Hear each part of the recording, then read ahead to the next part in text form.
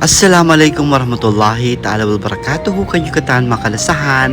So today morning yari na kita bihayaon Macau.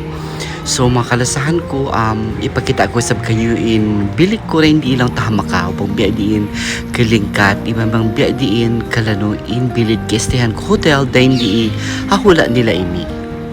So mga tuwan mga rayang at the moment preparing na ako para naman makapasyal kita padukain places din di Macau. So in fairness din di hula nila grabe in likat, grabe in lano, and at the same time mag-enjoy talaga ko sin weather. May pasalan lang tabihayan, grabe in hagod sin hula nila.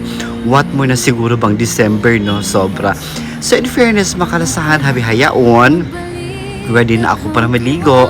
Siyempre, para naman mapakita ako kanyo ibang pasyalon takamumisan na kumalang tabihan ha video kakitaan nyo in mga inhula sin Macau. Misan lang in mga kabakayan ko mga followers ko rin pa nakakari bayo kakita ng video ini biha na kamulang tabihan nakapasyal mari pahula nila. So once again makalasahan di na ako magpaluhay, mamasyal na kita mari pa Macau. Pagsukod and kisses pamaligaya. Enjoy the video!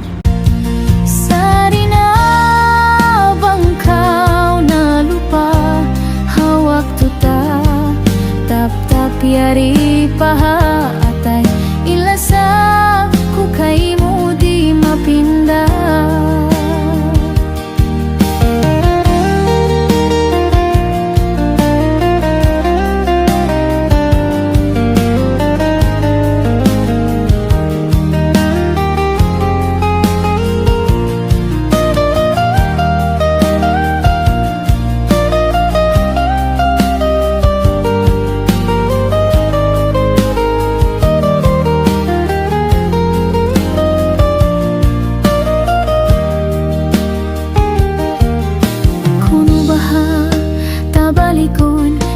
Bakas ta kahapon in mga liyabayan hamatang maglambo